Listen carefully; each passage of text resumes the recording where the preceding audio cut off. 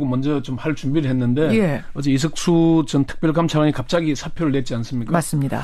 그 얘기를 잠시 좀 하고 들어가죠. 그러니까 아침에 압수수색 당하고 예. 오후 늦게 한 거죠? 사표를 낸 거죠? 오후 한 4시쯤에 이제 드디어 올 것이 왔다면서 사표를 냈다 이렇게 얘기를 했습니다.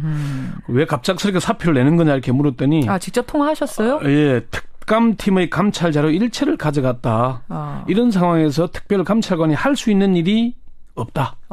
그래서 사표를 제출했다. 아무런 역할도 없이 자리만 지키는 것은 국록을 축내는 것이다. 그래서 이제 민간인 신분으로 돌아가 수사를 받겠다. 이렇게 얘기를 했습니다. 수사가 진행 중인데 사표를 냈단 말이에요. 이게 네. 수사 받는 입장에선 불리한 거 아닙니까? 사실 불리하긴 하죠. 고위공직을 유지하고 수사를 받는다는 게 부담스럽기도 하지만은 보호막이잖아요. 하나의. 그렇죠. 그게 사라지는 거니까. 네. 이석수 특별감찰관은 사람이 살아오던 대로 살아야 하지 않겠나. 검찰에서 나올 때도 검사장 승진 인사를 한 번 더 보고 나가라고 만류했지만은 바로 사표를 내고 나왔다. 그런 얘기를 하면서 내가 임기 말까지 억지로 버티거나 뭐 구속되더라도 옥중에서 버티겠다면 모르겠지만은 나는 그렇게 살아오지 않았다. 혹시 나중에 구속되거든 면회나 와라. 면회나 와라. 권영철 기자. 한마디 딱 더 한 거는 어느 게 이기는지는 나중에 보면 알 것이다. 그 어느 게 이기는지는 나중에 보면 버티는 게 이기는 거냐, 자기처럼 일찍 들고 나가는 게 이기는 거냐, 뭐 그런 얘기 같기도 하고요. 아까 저 박범계 의원은 굉장히 모멸감 느꼈을 거다. 이 감찰관이 그런 얘기 하시던데 그런 얘기는 안 해요? 소회는 얘기 안 합니까? 그런 얘기를 하지는 않았고요.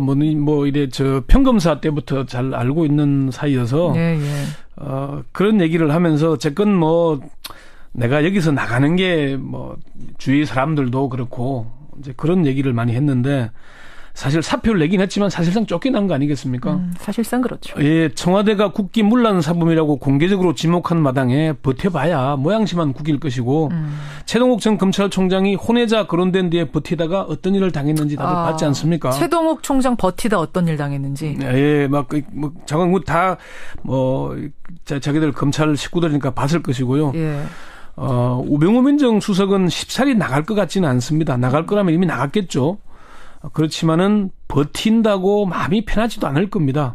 모든 일이 우병우로 기결되는 이른바 기승전 우병우가 될 것이거든요. 기승전 버티면 버틸수록 박근혜 대통령에게 누가 될 것이고 청와대는 청와대대로 곤혹스러울 수밖에 없을 것이고 검찰은 수사를 아무리 열심히 해도 불공정성 시비가 계속 빚어지겠죠.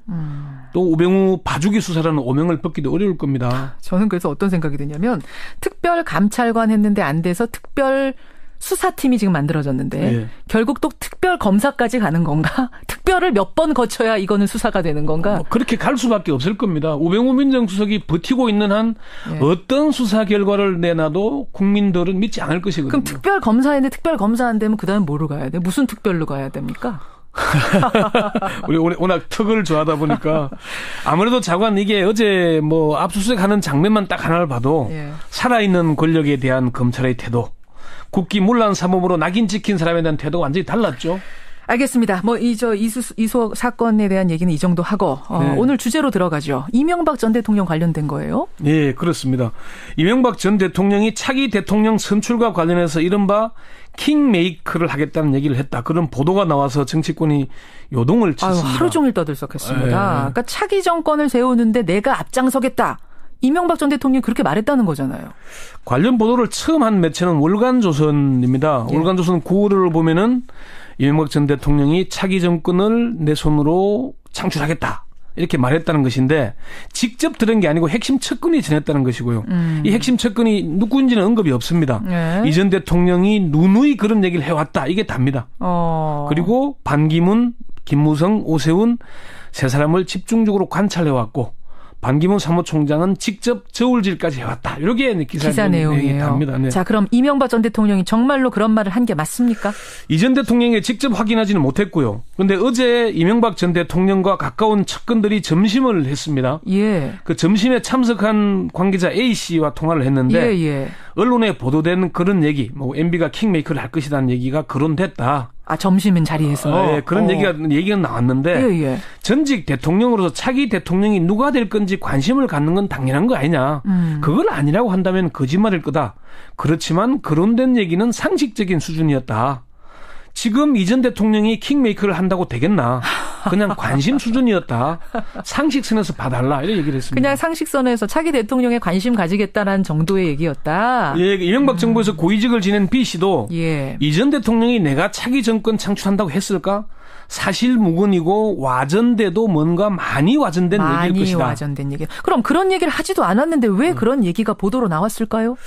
두 가지 분석인데요. 하나는 이명박 전 대통령의 측근들은 아무래도 최근의 불편한 심기 때문에 와전됐을 수는 있을 것이라고 말합니다. A 씨는 최근의 박근혜 정부가 계속 이명박 전 정부에 대한 수사를 계속하고 있잖아요. 전 정부에 대한. 예. 그에 대해서 아주 불편하지 왜 불편하지 않겠냐. 그렇게 얘기를 했고요. B 씨도 4년 내내 전 정권에 대한 수사가 진행되고 있다. 예. 국민들은 이명박근혜 정권이라고 말하지만은 박근혜 정부는 차별화만 하고 정책의 연속성은 사라지고 결과도 없는 수사가 이어지니 그에 대한 불평을 토로했을 수는 있지 않겠냐. 근데 불평 토로한 게 왜 그 킹메이커가 되겠다는 얘기랑 어떻게 통하는 거예요? 그게 이제 말을 전하는 사람이 그렇게 와전되게 했을 수도 있을 것이고 또 받아 적는 사람이 뭔가 좀 이래 뭐 불평 얘기를 하다가 그럼 내가 친이계를 좀 키워보겠다 뭐 이런 얘기로 이렇게 해석을 하는 식으로. 이렇게 가다가는 큰일 나겠다. 차기 정권 놓치면 어떻게 되겠냐. 이런 얘기가 있는 거죠. 그 두 번째가 이제 그 얘기입니다. 예. 차기 정권 지금 이런 상황에서는 정권 재창출이 어렵다고 보고 그런 심경을 피리겠지 않겠냐는 건데요. 최창렬 용인대 교수는 야권으로 정권이 넘어가면 재직 시 행위가 국회 청문회나 사법심사의 대상이 될 가능성에 대비하는 게 아닐까. 이 얘기는 그런 얘기를 했다는 전제로 하는 얘기고요. 예. 김갑수 한국사회이론연구소 전 대표도 MB 입장에서는 깝깝한 게 지금 박근혜 정부의 사정에서 다칠 수도 있지만은 정권이 바뀐다면 어떻게 되겠냐. 정권 재창출 가능성이 매우 낮아 보이니까 자발적으로 정권 만들기에 나서서 안전을 담보할 필요가 있지 않겠냐. 그런 얘기들이 나왔을 수는 있지 않겠냐. 그런 차원에서 얘기한 게 이렇게 보도가 된 거 아니겠느냐. 일종의 해프닝이란 얘기네요, 그러면. 그런 셈입니다. 월간조선 구호로에서는 주요 기사로 달았는데 조선일보 본지에서는 보도도 하지 않았습니다. 그러네요. 다른 신문들이 받았고요. 기사를 아무리 읽어봐도 핵심 측근 외에는 근거가 없고요. 정황을 가지고 아마 그렇게 한 게 아닌가. 그런 분석들이 나옵니다. 청취자 1254님은 와전이라고 하더라도 좀 코미디 같네요.